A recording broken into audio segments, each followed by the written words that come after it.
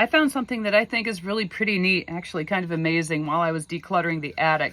There are these old boards just kicking around up in the attic, and they were among boards that were honestly just kind of throwaway stuff, like old barrel staves that I feel badly throwing away, but they weren't complete and they just weren't even worth reconditioning. So these are the sort of things that might have been kept around for like the back of a painting or the back of a photo. I've seen this kind of stuff shoved in behind photographs, so this makes me want to go look at the wood inside of photographs too. But it's got a name stamped all over it. And that's Rebecca A. Lugg. She was my third great-grandmother. My great-great-great-grandmother had this board, and I like to think that she had her name stamped. She was born in 1843 and she died in 1899. So if she was like a middle-aged woman or in her 30s, that would have been like the 1870s that she had this. I imagine maybe on her lap as she was working, because you could get your name rather than getting address labels or signing your name over and over again.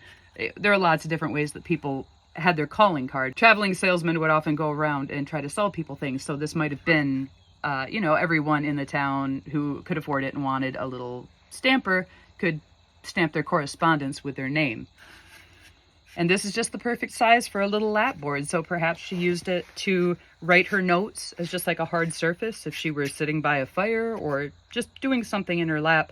And if she needed to do something with the ink, do little tests and trials. And I can't completely tell, but it looks like that's her handwriting. Like that's one that she actually wrote. And there's more writing there. So that's my third great grandmother in the mid 1800s. That's a tool that she used. Her hands were on it, and now my hands are on it. Over 150 years later. When they talk about privilege, oftentimes this sort of thing goes overlooked, but not everyone, I know not everyone has the privilege of knowing who their ancestors were, especially this far back.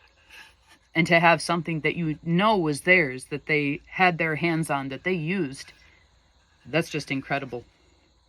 So what could have been just easily discarded back in the day or any time between then and now, I found and fortunately recognized instead of just pitching it, because that is something that could easily have just gotten thrown in the trash. That's going to get kept forever and it won't take up much space. I have a file on everybody, and so this is going to go in her file. Or ultimately, I'd really like to make an ancestor. I've got this one room that I want to put everyone's pictures on, and this might go near it. One of the reasons I'm really kind of fascinated with this individual in particular is if you follow me and you know about my house, it's over 200 years old, and it's been in my family for this my kids will be the 7th generation who are living in this house. My family has occupied it the entire time. The farthest back I've been able to get so far is to this person. This house, or at least part of it, the oldest part, was a bit of a wedding gift, or at least a here's to help you get your family started type gift from her parents. I haven't quite learned yet why the parents initially purchased the house, because it was away from where their farm was. I don't know if they were renting it out or if they were farming a different area and they needed a place for the workers to stay, maybe. Like a tenant farm. Like most likely it was a tenant farm that they gave to their children after they were married. This was literally the girl next door. When my ancestors came over from Gloucestershire, England, they settled here in the area, like right over there on that hill, and they had a farm, and then they had a little boy around the same time that the neighbor farm had a little girl. This is the little girl, and they got married and wound up settling in this house when it was back in its original location down on the flat before the dam was built and the valley was flooded. And although the house has passed down through the men through the generations, a lot of the notable passings on were by women. We got the house. I now have the house because it was given to my ancestor by the wife's parents. Skip a few generations. My grandmother was the owner of this house. She was the widow of the man who inherited it. She gifted it to her daughter, who then gifted it to me. And I've only got daughters. It's like, not that it matters, none of this matters, except so much emphasis is placed on men's last names, especially when you're doing family genealogy. It makes it easy. But I like to think about the power of the women in the past, and I've spent a lot of time knowing only my maternal and my paternal families, and what I want to start doing is chasing my maternal lineage on this side of the family, I guess.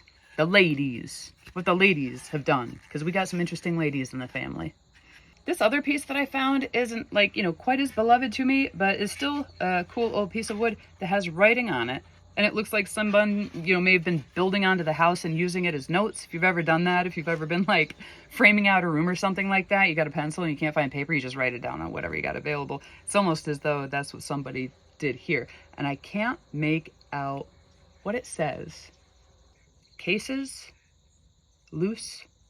I can't really make out what it says. I'm going to put up some stills. I'm going to take some photographs of it and put up some stills. I don't have time to try to edit and enhance them and see what they say. But I've got some people on the internet who are really interested in this kind of stuff that I put up. And maybe one of you watching is a little bit more talented than I am, a little more proficient with the photo editing programs. Maybe you can bring out what some of this stuff says, and maybe someone a little bit better with that old handwriting than I am